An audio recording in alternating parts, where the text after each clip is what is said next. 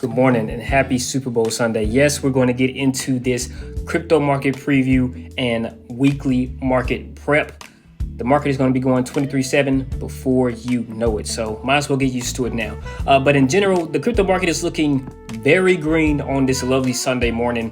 Yesterday, it was a bit of a sideways trend for Bitcoin, which is typically the index for the crypto market. Wherever Bitcoin goes, Coinbase goes, Circle goes, which is the stablecoin issuer, and the rest of the crypto market goes. But let's take a bit of a look at the charts as far as crypto is concerned. We're going to start with the monthly time frame.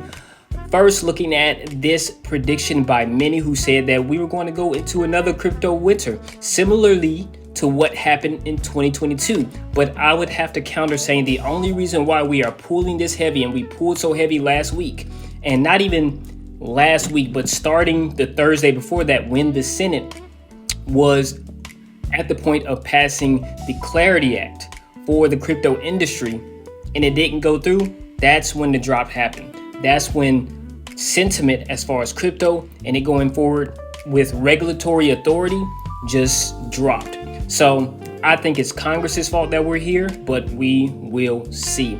Hopefully they get that passed soon. But what we see here, we have been on a downtrend since about October when it comes to Bitcoin. And hopefully with this candlestick right here, hopefully in March, we'll begin a recovery, or in the second part of February, we will begin that recovery. But this looks like a prime point for that trend reversal to happen as far as the monthly time frame is concerned. As you can see, it happened here. This is a similar candlestick with a long tail, and then it pushed back up and right here. But only time will tell. Let's look at the daily time frame to get a better idea. There's that drop that we had since, I believe, January 15th looks like, and then we had a big drop after the Senate did not pass that bill. But what we see here as far as the daily time frame is we've had this drop, but now we may be going into a bit of a sideways trend as the market stabilizes. We'll see what happens going forward this week, but right now the market could go up, it could go down, it could continue the sideways trend. We don't really know, but let's dig a little bit deeper. Now on the 4-hour time frame, and this is why, depending on if you're investing or trading, you have to consider what time frame you are investing or trading on, because there's different pictures, there's different opportunities depending on what level of time you are working off of. Here we see that we hit a doji, I believe it's called. I believe that's the candlestick name for it. But this was a doji, and then we had a trend change back to the upside. And what we like to see here, let me get to this drawing so that we can get a better idea of it. Maybe I'll use the marker on the editing software. But we have a floor created at $60,279.83. So that is one of our first lows. So we have a low right here. I'm just going to keep it blue so we can move on through this. Then we pushed up and we created another floor right here at, what is it, 67,458, which was a nice little push after that big drop during Thursday's rout. So we pushed here and we created a new floor right there. Boom. And what do we like about this? We have higher lows. Here's low number 1, higher low number 2. And what we would like to see is for this to peak again so we can have a higher high, because this is our first high after our initial trend reversal, that V shape. But that's just an idea of what it looks like on a 4-hour time frame.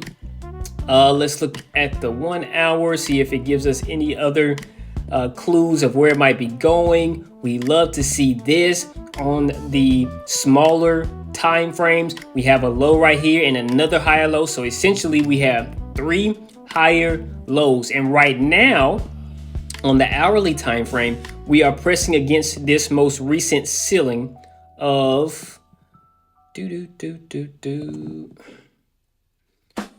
71,683. So we're right above that right now. I don't think we will push through that until maybe when the Japanese markets open, but we will see. We are pushing towards it currently in the current hour. But let's take a look at the averages just to get an idea of where we're going to be tomorrow morning.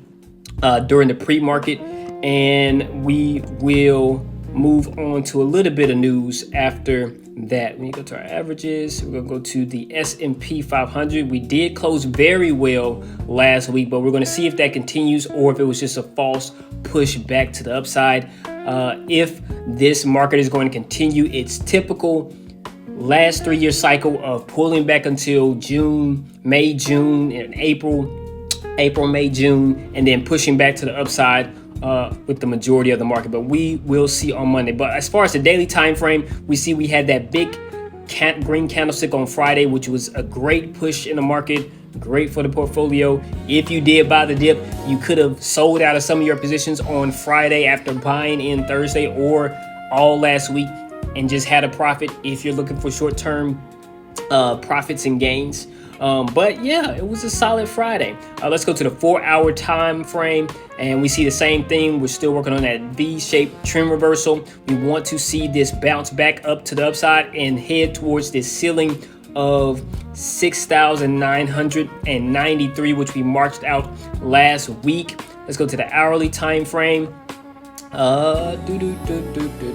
Broke through. It's just showing it in a little bit more detail. Can we get some confirmation of some sorts? Nope.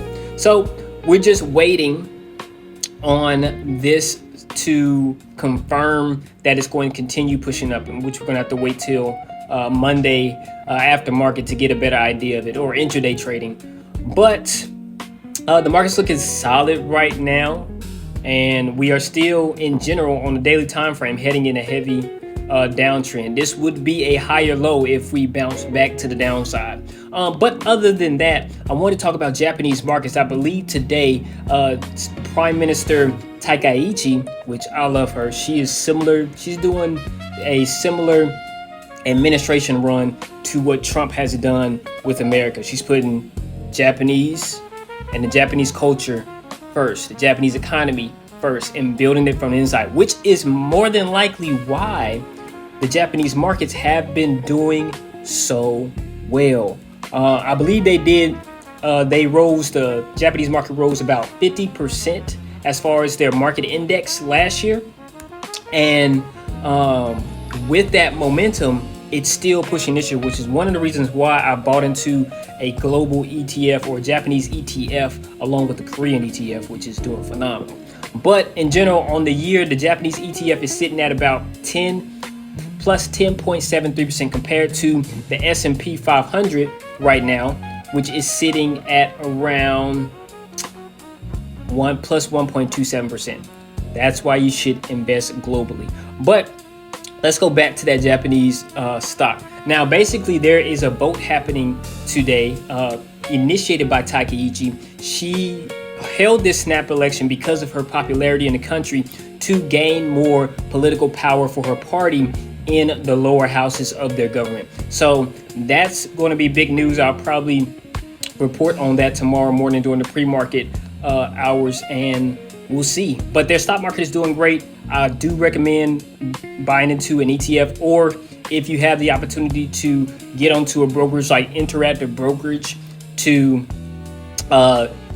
invest specifically in Japanese stocks, it would probably be a good idea to do it because their economy, their market is doing very, very well. But let's just see if we can get a little bit detail. It's not too much here except for a very solid uptrend as far as the Japanese market that has been happening since 2022 after the down period of the pandemic. But in general, what we can see here, now a lot of people talk about the Japanese markets and how it hasn't been that great, which is why they do this carry trade. Not going to get into that. That's a lot of technicals.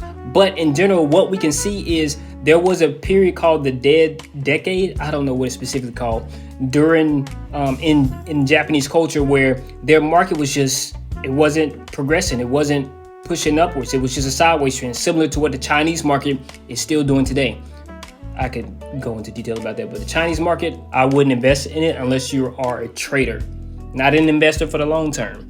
But in general, what we see here is a sideways trend, and not until 2017, 2018 did their market begin to really pushed to the upside and past that upper boundary of the sideways trend that it was in for about a couple decades. So Japanese markets is doing solid. I will more than likely be adding to my position in this ETF on a day that it pulls back slightly and go from there. But other than that, there's not too much else I wanted to discuss besides the S&P and what happened last week. So last week, when we had that big drop basically all week, a lot of people were probably in their feelings.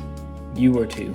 I wasn't. I've been doing this for about 6 years, and but with that, a lot of the liquidity that comes from funds in the market did not leave the market, which is interesting. What happened was all of that liquidity or all that cash that was in the major stocks, it was sold out of those major stocks and pushed into the broader market, which is a sign of one, confidence in the market, and just a different strategy than just placing them in those Magnificent Seven companies. So instead of getting all up in your feelings about the market, look at the details, look at the numbers. Like I always say, there's always rhyme or reason behind rhymes. So just pay attention to the details. But other than that, guys, I don't think there's too much else that I have for you on this lovely Super Bowl Sunday. Enjoy your family, enjoy your friends, eat good, watch the game. Global markets open at 6, so I'll probably be watching the market while you guys are watching the game because I love this money. But yeah, guys, have a great Sunday, and I guess I will see y'all on Monday morning.